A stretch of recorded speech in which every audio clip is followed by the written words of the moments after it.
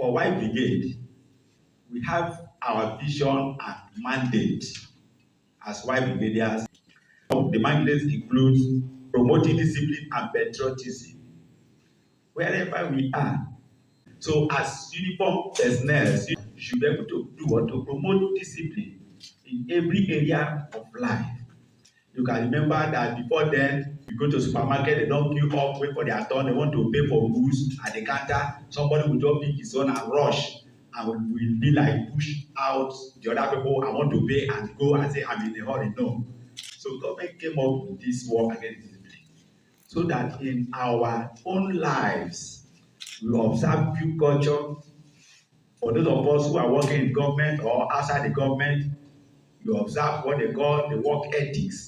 So the first phase of war against discipline that was actually launched was due culture to encourage orderliness in the society. And then the second phase was work ethics, so that to encourage workers to be disciplined at workplace, not going to work and before you know they come to your office, you are not in the office, you are just loitering about or go out to do your personal business. So they launched that work ethics as a campaign to restore dignity in our workplace.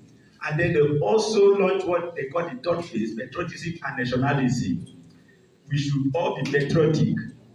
We should be able to respect our national anthem. We should be able to respect our flags. All these things are symbols of authority that we need to respect. Annoying when you find out that an establishment will host the national flag and the flag is worn out or the flag is even torn. The patriotic Nigerians should be able to host a very clean flag and not a half-torn flag. Are we? I think that was why there was a time we were going around offices to check all this. No one do it from time to time. They also launched a phase known as economic sabotage. All these things, I'm telling us all this because it is included in the objectives, aims and objectives of Awhayi Brigade. Economic sabotage. They discovered that people don't take care of government facilities. You see people going to pipeline and they will bust it and start to steal crude from it.